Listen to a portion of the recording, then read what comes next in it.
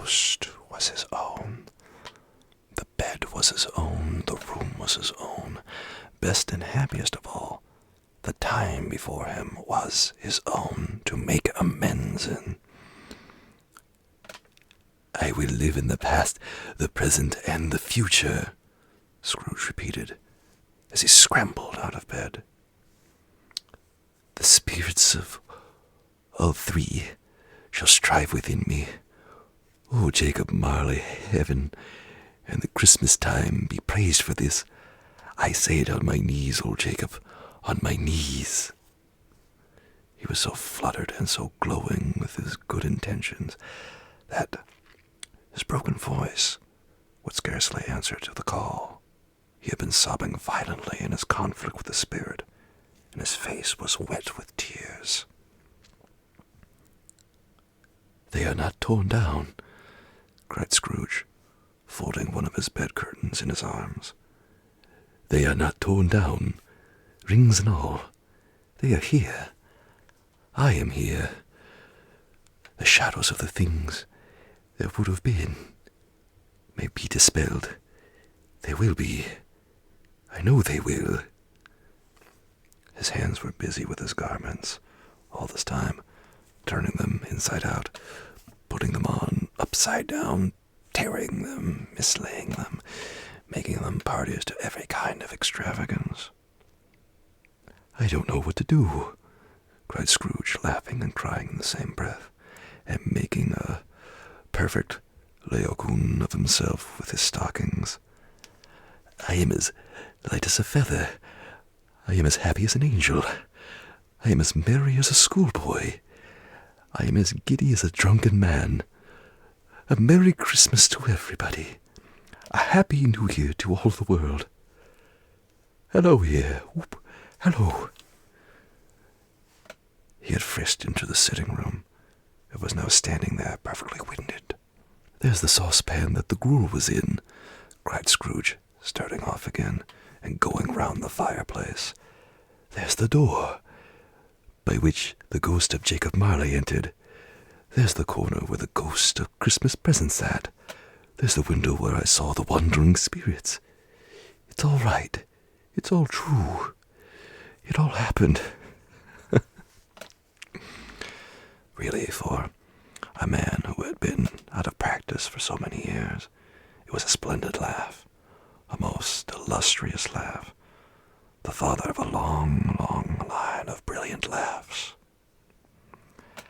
"I don't know what day of the month it is," said Scrooge.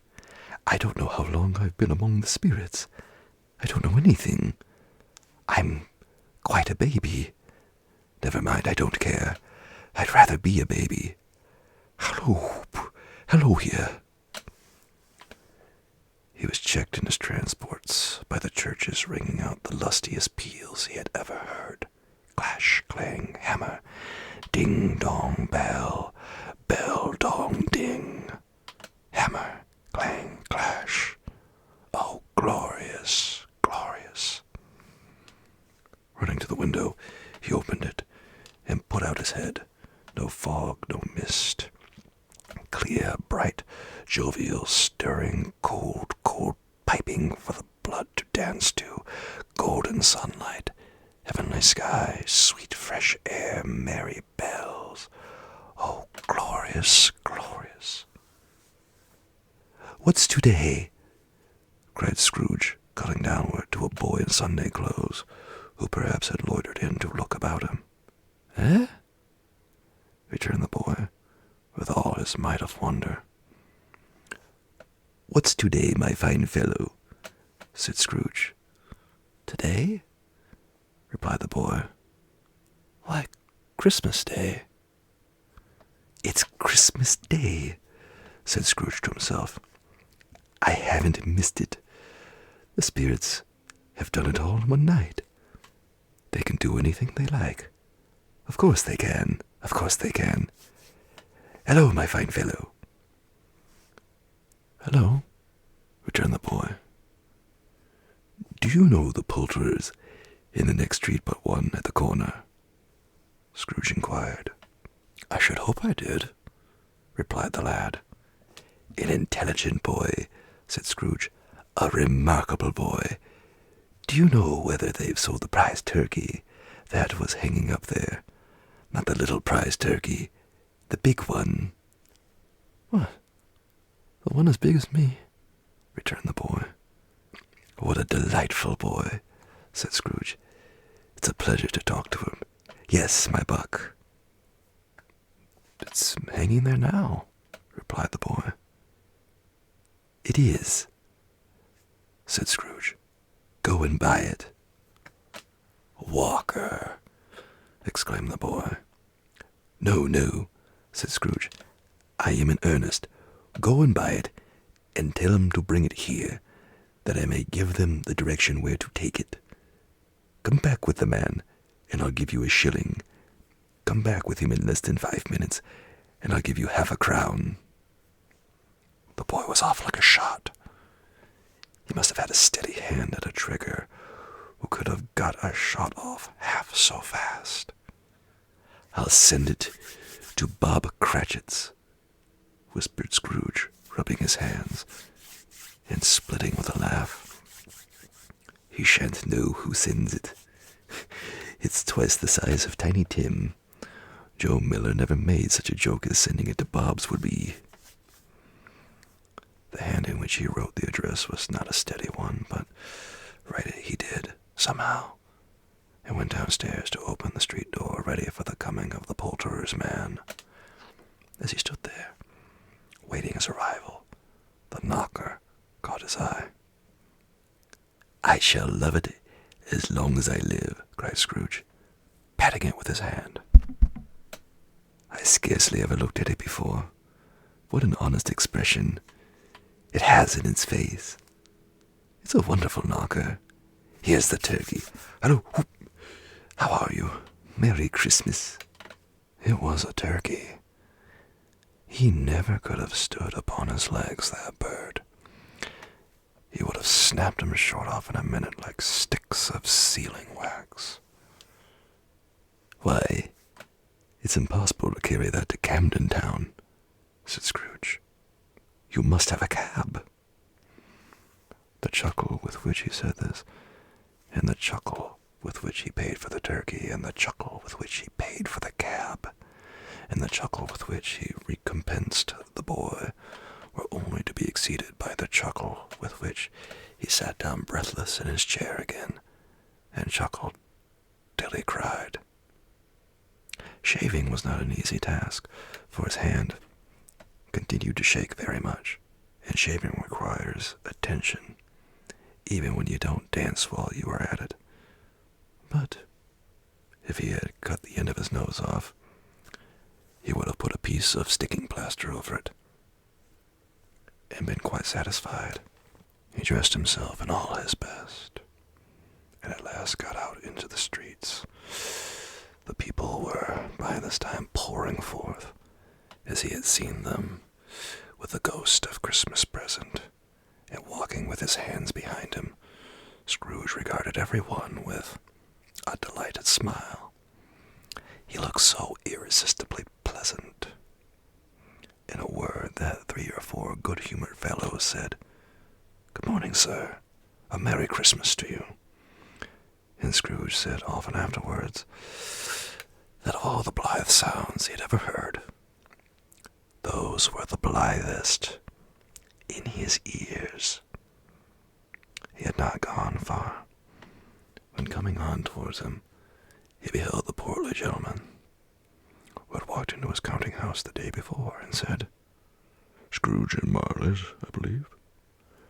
It sent a pang across his heart to think how this old gentleman would look upon him when they met. But he knew what path lay straight before him, and he took it.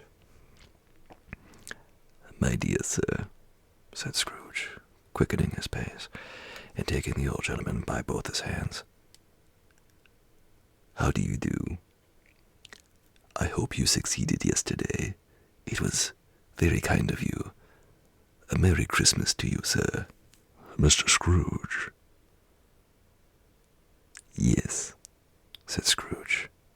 "That is my name, and I I fear it may not be pleasant to you. Allow me to ask your pardon, and will you have the goodness—" Here Scrooge whispered in his ear. "Lord bless me," cried the gentleman, as if his breath were taken away. "My dear Mr. Scrooge, are you serious?" "If you please," said Scrooge. "Not a farthing less. A great many back payments are included in it, I assure you. Will you do me that favor?" "My dear sir," said the other, shaking hands with him, "I don't know what to say to such "Don't say anything, please," retorted Scrooge. "Come and see me. Will you come and see me?" "I will," cried the old gentleman, and it was clear he meant to do it. "Thank ye," said Scrooge. "I am much obliged to you. I thank you 50 times. Bless you." He went to church, and walked about the streets, and watched the people hurrying to and fro, and patted children on the head, and questioned beggars, and looked down into the kitchens of houses, and up to the windows, and found that everything could yield him pleasure. He had never dreamed that any walk, that anything, could give him so much happiness. In the afternoon he turned his steps toward his nephew's house. He passed the door a dozen times before he had the courage to go up and knock. But he made a dash and did it. "Is your master at home, my dear?" said Scrooge to the girl. "Nice girl, very." "Yes, sir." "Where is he, my love?" said Scrooge. "He's in the dining room, sir, along with mistress. I'll show you upstairs, if you please." "Thank ye. He knows me," said Scrooge, with his hand already on the dining room lock. "I'll go in here, my dear." He turned it gently, and sidled his face in round the door. They were looking at the table, which was spread out in great array, for these young housekeepers are always nervous on such points, and like to see that everything is right. "Fred," said Scrooge. Dear heart alive, how his niece by marriage started. Scrooge had forgotten for the moment about her sitting in the corner with a footstool, or he wouldn't have done it on any account. "Why, bless my soul," cried Fred. "Who's that?" "It's I, your Uncle Scrooge. I have come to dinner. Will you let me in, Fred?" Let him in. It's a mercy he didn't shake his arm off. He was at home in 5 minutes. Nothing could be heartier. His niece looked just the same. So did Topper when he came. So did the plump sister when she came. So did everyone when they came. Wonderful party, wonderful games, wonderful unanimity, wonderful happiness. But he was early at the office next morning. Oh, he was early there. If he could only be there first and catch Bob Cratchit coming late. That was the first thing he had set his heart upon. And he did it. Yes, he did. The clock struck 9. No Bob. 1:15. No Bob. He was full 18 minutes and a half behind his time. Scrooge sat with his door wide open, that he might see him come into the tank. His hat was off before he opened the door. His comforter, too. He was on his stool in a jiffy, driving away with his pen, as if he were trying to overtake 9 o'clock. "Hello?" growled Scrooge, in his accustomed voice, as near as he could feign it. "What do you mean by coming here at this time of day?" "I'm very sorry, sir," said Bob. I am behind my time. You are, repeated Scrooge. Yes, I think you are. Step this way, sir, if you please. It's only once a year, sir, pleaded Bob, appearing from the tank. It shall not be repeated. I was making rather merry yesterday, sir.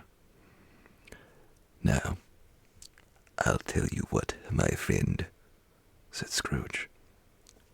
I am not going to stand this sort of thing any longer, and therefore, he continued, leaping from his stool and giving Bob such a dig in the waistcoat that he staggered back into the tank again. And therefore, I am about to raise your salary. Bob trembled and got a little nearer to the ruler. He had a momentary idea of knocking Scrooge down with it, holding him and calling to the people in the court for help in a strait waistcoat. A Merry Christmas, Bob, said Scrooge, with an earnestness that could not be mistaken, as he clapped him on the back. A Merry Christmas, Bob, my good fellow. Then I have given you for many a year. I'll raise your salary, and endeavor to assist your struggling family, and we will discuss your affairs this very afternoon over a Christmas bowl of smoking bishop, Bob. Make of the fires, and buy you another coal scuttle before you dot another I, Bob Cratchit. Scrooge was better than his word. He did it all, and infinitely more. And to Tiny Tim, who did not die, he was a second father. He became as good a friend, as good a master, and as good a man as the good old city knew, or any other good old city, town, or borough in the good old world. Some people laughed to see the alteration in him, but he let them laugh, and little heeded them, for he was wise enough to know that nothing ever happened on this globe for good, at which some people did not have their fill of laughter in the outset. And knowing that such as these would be blind anyway, he thought it quite as well that they should wrinkle up their eyes in grins and have the malady in less attractive forms. His own heart laughed, and that was quite enough for him. He had no further intercourse with spirits, but lived upon the total abstinence principle, ever afterwards, and it was always said of him that he knew how to keep Christmas well, if any man alive possessed the knowledge. May that be truly said of us, and all of us. And so, as Tiny Tim observed, God bless us, everyone.